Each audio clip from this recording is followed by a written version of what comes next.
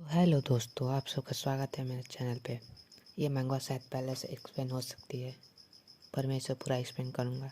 तो कहानी की शुरुआत में हम एक घर को देखते हैं और उसी के सामने एक फीमेल घोस्ट को देखते हैं। और तभी उस घर के अंदर से एक महक आती है जो कि इटर्नल बॉडी की थी, जो हमारे एमसी की है। इसलिए फीमेल घोस्ट भागते हुए घर के अंदर जाने लगती है, क्योंकि अगर वह इटर्नल बॉडी को खा लेगी तो वह डायरेक्ट इमोर्टल बन जाएगी। घर के अंदर से हम हमारे एमसी को देखते हैं, जिसका नाम चैन है और वह 3 हफ्तों से भूखा है और रोस्टेड चिकन के सपने देख रहा है। खैर, चैन भी दूसरी दुनिया से इमोर्टल वर्ल्ड में आया है, लेकिन उसके पास कोई भी स्पेशल पावर नहीं है और उसकी सारी मेरिडियंस ब्लॉक हैं, इसलिए वह कल्टिवेट भी नहीं कर सकता है। तो चैन सोचता है बाकी सारे जितने भी मेन कैरेक्टर होते हैं उनके पास गजब गजब की एबिलिटियाँ होती हैं, लेकिन हमारा चैन थोड़ा सा पुअर है। लेकिन चैन की किस्मत काफ़ी अच्छी थी कि उसकी मुलाकात एक ओल्ड मैन से हो गई थी, जिसने चैन को बता दिया था कि उसके सारे मेरिडियस ब्लॉक हैं और वह कल्टिवेट नहीं कर सकता है।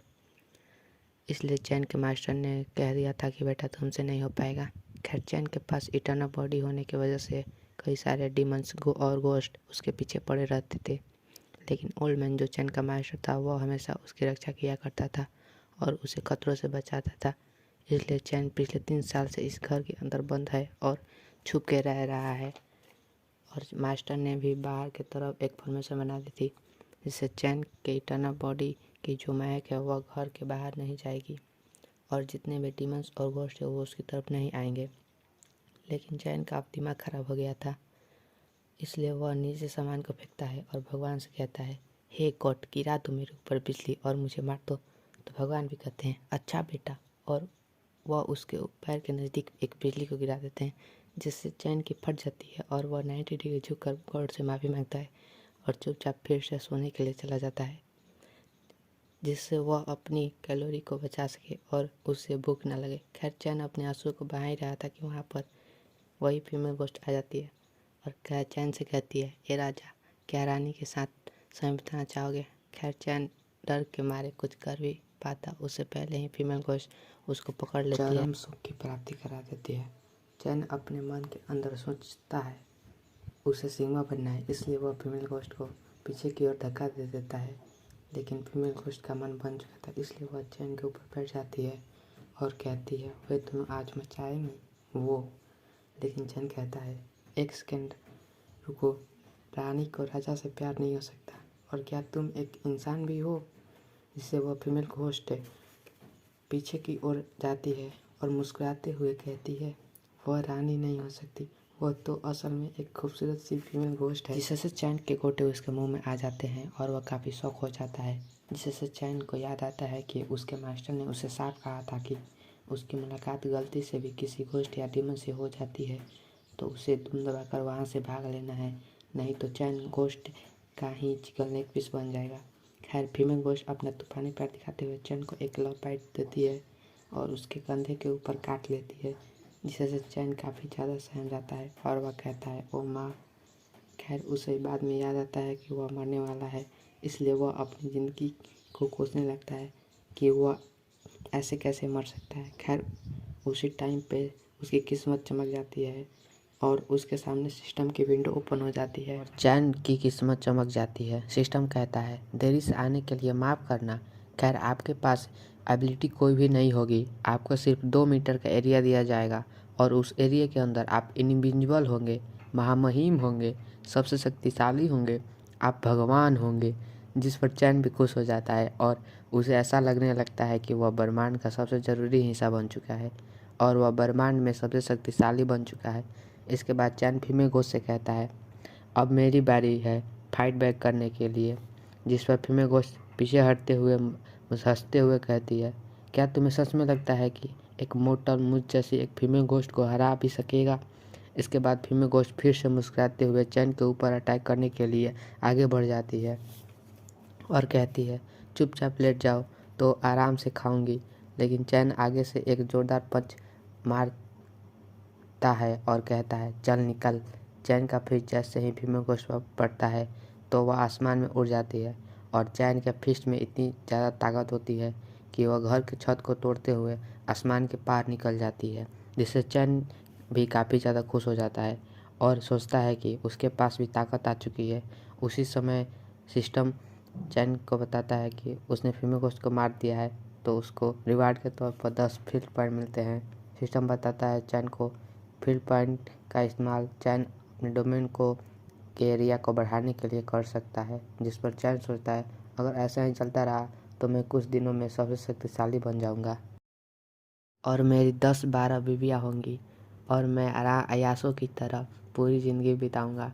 लेकिन सिस्टम चैन के सपने के ऊपर पानी फेर देता है और बताता है उसे फील्ड पॉइंट तभी मिलेंगे जब वह बाहर की एरिया को एक्सप्लोर करेगा, नहीं तो उसे मिलेगा बाबा जी का ठुल्लू, जिस पर चैन उंगली दिखाते हुए कहता है मैं तो नहीं करूँगा, यह सब तुम्हारी ड्यूटी है। लेकिन उसी टाइम पर भूख के मारे वह बेहोश हो जाता है और हम स्काई को देखते हैं जहाँ पर एक बहुत बड़ा छेद हो चुका था और चैन का जो फिस्ट था वह सीधा जाकर अपर वर्ल्ड के बिल्डिंगों से टकराया था, जिससे वहाँ पर काफ़ी नुकसान हुआ था, जिससे लोअर वर्ल्ड के जितने भी डीमंस होते हैं वे सोचते हैं कि आखिर लोअर वर्ल्ड में के अंदर ऐसा कौन आ चुका है जो ऊपर अपर वर्ल्ड के लोगों को भी ऐसी की तैसी कर सकता है। तभी उन लोगों को दिखाई देता है अपर वर्ल्ड से एक ट्रेजर नीचे की तरफ आ रहा है। इसके बाद हम अपर वर्ल्ड को देखते हैं जहाँ पर चैन के फिस्ट की वजह से कई सारी बिल्डिंगें टूट चुकी थीं और चैन का फिस्ट किसी खास तरह के टावर से टकराया था जिसके अंदर एक शॉर्ट सील थी। फिर हम लोग वहाँ पर एक वनरेबल इमोर्टल को देखते हैं जो अपने 12 इमोर्टल जनरल्स को बुलाता है, तो वे 12 इमोर्टल्स जनरल भागते हुए आते हैं और वनरेबल इमोर्टल को अपनी ग्रीटिंग देते हैं। वनरेबल इमोर्टल उन लोगों से कहता है कि यह टावर मेरे बाप ने अपना खून पसीना बहा के बनाया था और इसके अंदर उस शॉट को सूखी रोटी खा के सील किया था, लेकिन एक अनजान फिस्ट आया और इसे तोड़ दिया और हमारे शॉट को लेकर चला गया। इसलिए मैं तुम लोगों को यह ऑर्डर देता हूँ कि चुपचाप लोअर वर्ल्ड में के अंदर जाओ और पता लगाओ कि यह शॉट कहाँ पर है और उसे फिर से वापस लेके आओ। फिर जिस किसी ने भी यह हरकत की है उसकी हड्डियाँ तोड़ देना और उसे मार देना। हम देखते हैं कि चैन को अब होश आ गया था, तो वह जब आता है कि वह खाली पेट होने की वजह से बेहोश हो गया था, तभी उसके सामने मिट्टी आकर गिरती है। तो वो सोचता है कि चलो मिट्टी खाकर ही अपना पेट भर लेते हैं, लेकिन उस मिट्टी फेंक कर कहता है कि मैं 21वीं सदी का बंदा हूँ, मेरा इतनी भी बुरा दिन नहीं आए कि मैं मिट्टी खाकर अपना पेट भरूँ। फिर उसके बाद चैन सोचता है कि चलो बाहर जाकर कुछ खाना ही ढूंढ लेते हैं, शायद कचड़े में कुछ मिल ही जाए। लेकिन जैसे ही वह अपनी डोमेन से बाहर हाथ रखता है तो उसे एक बहुत बड़ा झटका लगता है और उसे यह समझ में आ जाता है कि ज़रूर आसपास कोई ना कोई एक बहुत बड़ा डीमन है। इसके बाद चैन यह भी समझ जाता है कि उसकी डोमेन उसके साथ आगे नहीं बढ़ेगी, वह एक ही जगह पर रुकी रहेगी। फील्ड पॉइंट का इस्तेमाल करके ही उसे अपने डोमेन को बढ़ाना पड़ेगा, तभी वह आगे बढ़ सकता है। चैन अपनी डोमेन से बाहर तो जा सकता है, पर फिर वह महामहिम नहीं रहेगा और गॉड भी नहीं रहेगा और कोई भी आकर उस पर हाथ साफ करके चला जा सकता है। इसलिए चैन को डोमेन के अंदर ही रहना पड़ेगा अगर वह महामहिम और गॉड रहना चाहता है तो। और अगले ही टाइम पर चैन के बाहर से आवाज़ आती है और उसी पल चैन के सामने एक लड़की आकर गिरती है। हम लोग देखते हैं कि उस लड़की का नाम लिंग बाओ था और उसका पीछा ड्रैगन क्लैन का बंदा कर रहा था जिसका नाम ली साऊ था। और वह लिंग से कहता है कि तुम चुपचाप मेरे पास आ जाओ, नहीं तो मुझे बेफालतू में ही तुम्हें मारना पड़ेगा। लिंग उससे कहती है कि तुम्हारे पास कोई भी अधिकार नहीं है कि तुम मुझे मार सकते हो, नहीं तो मेरे डैडी का क्लैन तुम्हें तबाह कर देगा। चैन जो पीछे खड़ा था वह अपने मन में सोचता है कि अच्छा, तो यहाँ पर लड़ाई हो रही है, इसलिए अच्छे बच्चे की तरह इनसे दूर रहने में ही भलाई है। लेकिन उसी टाइम पर उसे याद आता है कि इनके पास खाने के लिए कुछ तो हो सकता है और उसके आंखों में आंसू आ जाता है। उसके बाद चैन ली साऊ से कहता है, ओए यह मेरा इलाका है, यहाँ पर आए हो, शोर मचाए हो, तो फिर इसके बदले तुम्हें मुझे थोड़ा सा खाना देना होगा, मैं 2 दिनों से भूखा हूँ। लिंग अपने मन में सोचती है कि यह पागल हो गया है क्या यह ली साऊ को उकसा रहा है खाना मांग के। लेकिन उसी टाइम पर ली साऊ आगे बढ़ता है और लिंग को बालों से पकड़ लेता है और चैन से चैन के ऊपर अपनी पावर से एक जोरदार अटैक कर देता है, जिससे चैन की तरफ कुछ खोपड़ियाँ जाने लगती हैं। लेकिन जैसे ही ली साउ का अटैक चैन के डोमेन से टकराता है तो वह अटैक को ब्लॉक कर लेता है, जिससे चैन को कुछ भी नहीं होता है। और वह कहता है, मैं तुम्हें मारना नहीं चाहता हूँ, लेकिन तुम मुझे मारना चाहते हो, ये तो गलत बात हुई। अब तुम्हें मुझे और खाना पीना पड़ेगा। और यहाँ लिंग और ली साउ अपने मन में सोचते हैं कि इस अटैक से आखिर इसे कुछ हुआ क्यों नहीं, यह तो एक नॉर्मल सा बंदा है, अब तक तो इसे मर जाना चाहिए था। तभी ली साउ अपने मन में के अंदर सोचता है कि इसने मेरे अटैक को ब्लॉक कर लिया है, इसलिए अब तो इसे मरना पड़ेगा। इसके बाद चैन कहता है, ओ स्केयर मैन, अगर तुम में इतनी हिम्मत है तो मुझे मार कर दिखाओ, मैं यहीं पकड़ा हूँ, हिलूंगा भी नहीं। तो फिर ली साउ अपने मन के अंदर सोचता है कि तो अच्छा ये बात है। इसके बाद वह भी अपनी एनर्जी से एक वेपन को बना लेता है जो कि काफ़ी शक्तिशाली था, और उस वेपन को चैन की तरफ हंसते हुए फेंक देता है। वहीं पर चैन अपने मन के अंदर सोचता है कि यह जैसे ही डोमेन के अंदर आएगा तो इसकी ज़िंदगी मेरे हाथों में होगी। और फिर चैन अपने हाथों को ऊपर करता है और उस वेपन को अपने हाथों से पकड़ने के लिए तैयार हो जाता है। वहीं पर लिन अपने मन में सोचती है कि क्या यह मरना चाहता है जो उस वेपन को अपने हाथों से ही पकड़ना के लिए तैयार हो गया है, एक मोटर होते हुए भी।